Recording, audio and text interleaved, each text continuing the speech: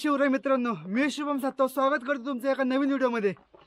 आणि आज आपण आलेलो आहोत कोथळीगड म्हणजेच पेठचा किल्ला या दुर्गाला भेट देण्यासाठी। आणि ह्या दुर्गाची वैशिष्ट्य सांगायचं झालं तर या दुर्गावरती ज्या गडाला आपण भेट देणार आहे त्या गडाच्या पोटामधून कातळात कोरलेलं पायरी आहे, भैरवनाथाचं मंदिर आहे, अशा अनेक वास्तू आपल्याला या किल्ला दुर्गावरती पाहायला मिळणार आहे। तर आपण उशीर न करता थेट किल्ल्याकडे जाऊयात। कोथळीगड हा भारताच्या महाराष्ट्र राज्यातील एक किल्ला आहे। मुंबई पुणे रेल्वे महामार्गावरील नेरळच्या पूर्वेला 19 किलोमीटरवर आणि कर्जतच्या ईशान्येला 22 किलोमीटरवर असलेला एका सोयीकेवर हा किल्ला आहे।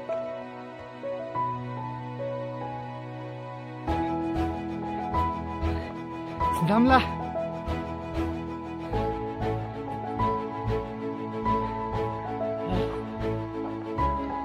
खडी चढाई आहे,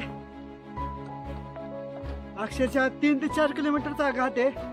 हा घाट पार करून आपल्याला गडाच्या पायथ्याला पोहोचायला लागतं। माग बघत असताना आपले मावळे दमल्यात, बसलेत, गरम होतंय, ताण लागले।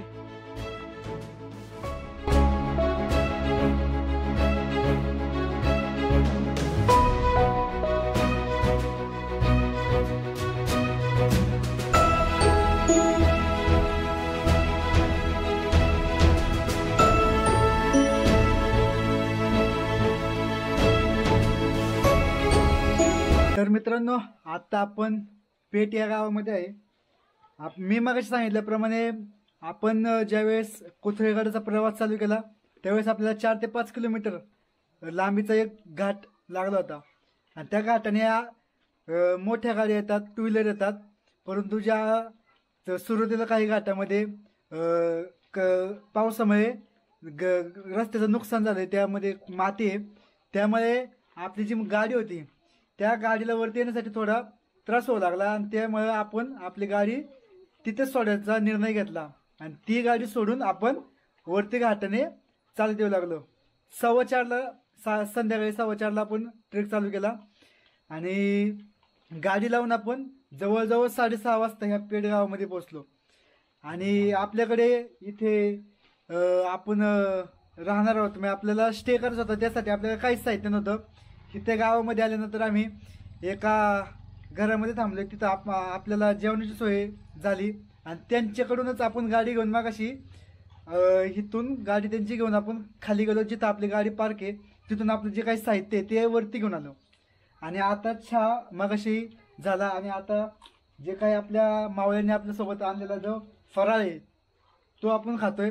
आणि आपण सर्वांनी आपल्या सर्वांसाठी जिथे मावळ्यांसाठी आपण व्हेज थाळी या ठिकाणी आपण सांगितली ते आपण थोड्या वेळ पाहणारच आहोत। पेठ गावामध्ये खाण्याची व राहण्याची सोय केली आणि थोडंसं चहा पिल्याच्या नंतर आपला निवांत क्षण म्हणजेच गप्पा गोष्टींचा क्षण चालू झाला। ती बरोबर एवढी पाऊल टाकायची, पण ते श्वासन ते तेवढं किती तू चाल, काही नाही जमत तुला, किती कर, तुझी तर हार्टबीट वाढलं त्याच्यामुळे तू पटापट चालला। हार्टबीट मला असं वाटलं की आता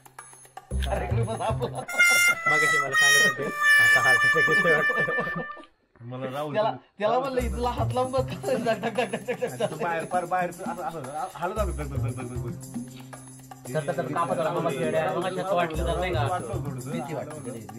कारण की आपण ऐकलेलं ना, पळाई गेला घालायचं, इकडे खाणं पिणं त्याच्यामुळे होते, अशामुळे नाही होत। अशामुळे उलट काय होतं, तुझ्या काय आपण त्याला ब्लड वेसल शिरा नीट होतात आपल्या, ब्लॉकेज असतात ते क्लिअर होत। लयच ताण फायदा हे भारी क्वालिटी कार्यक्रम म्हणजे आपलं महिन्यातून 2 ट्रेक करा, चांगले एक साधा करा जवळचा आणि एक लांबचा करा, म्हणजे लॉंग रूटचा करायचा। राव ना तिकडं ते नाशिक बिशिक तिकडं कर्नाटक, नाशिक तिकडे 2 दिवस लागतील। कर्नाटक कुठं एवढं तर मित्रांनो, आता आपलं जेवणाची वेळ झाली। आपण जी व्हेज थाळी मागवली होती तर ती आली। त्यामध्ये तुम्ही पाहू शकत असाल बटाटा मटकीची भाजी, पापड आहे, भात आहे, भाकरी आणि वरण अशी तरी ही थाळी आहे। तुम्ही पावता शकत असाल राहुलाने चालू केले. भूक लागली, झोप लावला, उठवले बळ आणि इकडं आपली सगळी टीम. शुभ सकाळ मित्रांनो. काल रात्री आपण पेड गावात मुक्काम केला. तिथे माझ्यासोबत प्रकाश आंबवणे म्हणून दादा आहे, ह्यांच्या घरी आपण काल मुक्काम केला होता. आणि आजचा मुक्काम झाला, सकाळचा नाश्ता चहा पाणी झालं आणि आता आपण आवरून कोथळेगाड्याकडे चाललोय. जर कोणी कोथळेगाड्याकडे येत असेल आणि त्यांना जर मुक्काम करायचं असेल तर ह्या दादांचा मी नंबर देतो डिस्क्रिप्शनमध्ये आणि स्क्रीनवर, त्यांना तुम्ही संपर्क करून येऊ शकता. सकाळचा चहा नाश्ता करून आपण कूच केली ती कोथळेगडाकडे. कोथळेगडाकडे भौगोलिकदृष्ट्या पाहिलं गेलं तर गडाची उंची 472 मीटर म्हणजेच समुद्र सपाटीपासून 1550 फूट. किल्ल्याचा प्रकार पाहायला गेलं तर गिरदुर्गमध्ये मोडतो. किल्ल्याची चढाईची श्रेणी पाहायला गेलं तर बिकट. जवळचे गाव पेठ, तालुका कर्जत, जिल्हा रायगड. डोंगर रांग जर पाहायला गेलं तर कर्जत व भीमाशंकर या डोंगर रांगेमध्ये कोथळेगड मोडतो. पेठ गावाच्या निकटतेमुळे याला पेठचा किल्ला असेही म्हणतात. हा किल्ला कोथळा या नावानेही ओळखतात. कर्जतहून खेड कडूसकडे जाणाऱ्या कोलंबा व सावळ घाटावर लक्ष ठेवण्यासाठी याचा उपयोग केला जायचा. माथेरानचे पठार, चंदेरी, प्रबळगड, नागफणी, माणिकगड, पिशाळगड असा प्रचंड मुलूक या गडावरून दिसतो.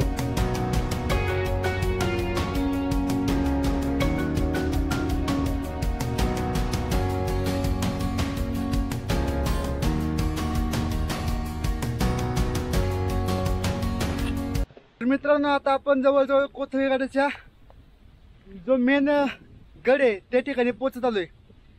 आपण काल पेठ गावात मुक्काम केला. का केला?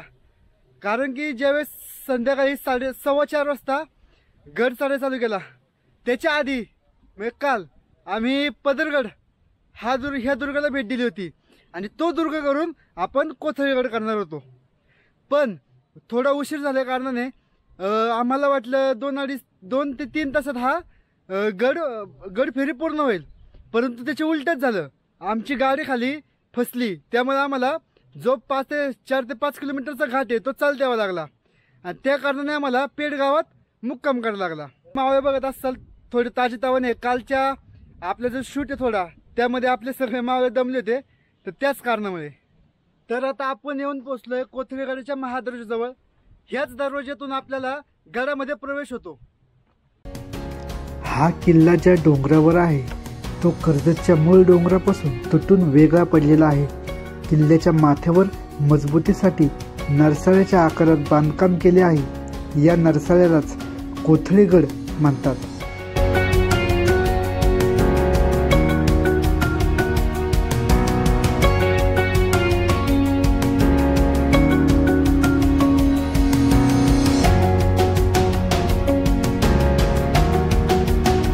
मित्रांनो, आता आपण महादरवाज्याच्या वर आल्यानंतर आपण येऊन पोहोचलोय गडाच्या बुरुजाजवळ आणि ज्या तोफा आहेत त्याजवळ.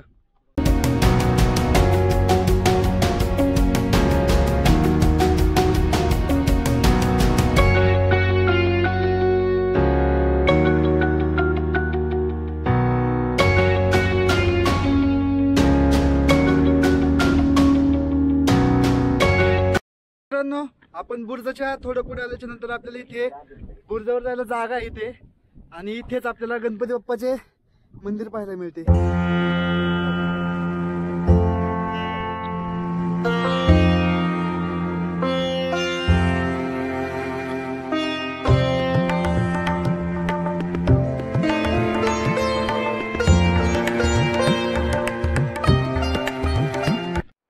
तर मित्रांनो, गणेश मंदिराच्या थोडंसं पुढे आल्याच्या नंतर आपल्याला ही जी वाट दिसते ती आपल्याला थेट गडाच्या बालेकिल्ल्यावर नेऊन जाते. इथे खडकात कोरलेल्या कातळ पायऱ्या आपल्याला पाहायला मिळतात आणि याच वाटेच्या थोडंसं पुढे आपल्या समोर भैरवनाथाचं मंदिर आणि गुफा, आणि जे आपल्या गुफेच्या स्तंभांवरती जे कोरलेलं बांधकाम आहे ते पाहायला मिळतं.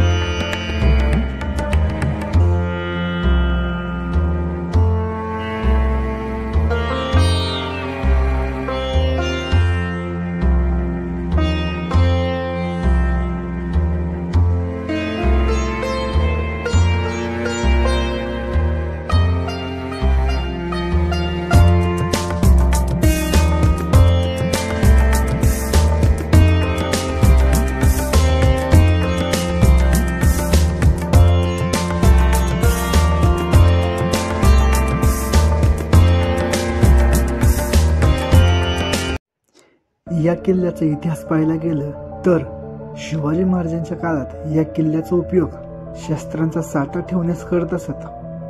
संभाजी महाराजांच्या कारकिर्दीमध्ये या किल्ल्याला फार महत्त्व होते. नारोजी त्र्यंबक हा गडाचा किल्लेदार रसद व दारुगोळा जवळील गावातून मिळवण्याकरता गेला होता. गडावरील त्याचा माणूस मानकोजी पांढरे ह्याच्या ताब्यात त्याने गड दिला. शिवकाळात स्वराज्याचा मुन्शी असणारा काझी हैदर संभाजी महाराजांच्या कारकिर्दीत औरंगजेबाला फितूर झाला.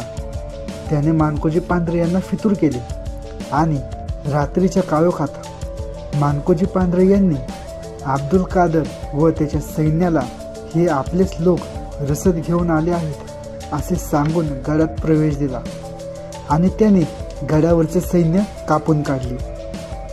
हा किल्ला जिंकल्याबद्दल औरंगजेबाने अब्दुल कादरला सोन्याची किल्ली भेट केली. किल्ल्याचे मिफ्ताह उल फतह असे नामकरण करण्यात आले. फितूर झालेल्या काझी हैदरला 70,000 रुपये बक्षीस देण्यात आले.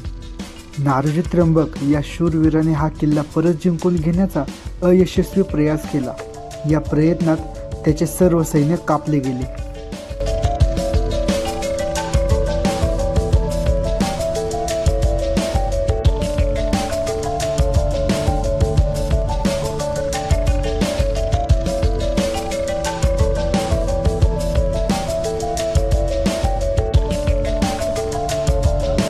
तर मित्रांनो, आपण भैरवनाथाच्या मंदिरापासून बालेकिल्ल्याकडे येत होतो आणि थोड्या पायऱ्या चढवल्याच्या नंतर आपल्याला बालेकिल्ल्याचा दरवाजा पाहायला मिळतो.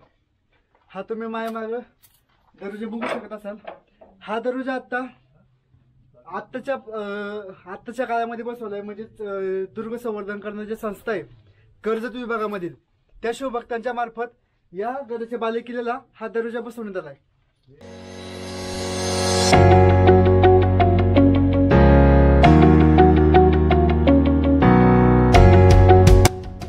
तर मित्रांनो, बालेकिल्ल्याच्या दरवाजाच्या वर आल्याच्या नंतर आपल्याला या ठिकाणी दरवाजाच्या वरतीच एक बारका पाण्याचं टाकं पाहायला मिळतं.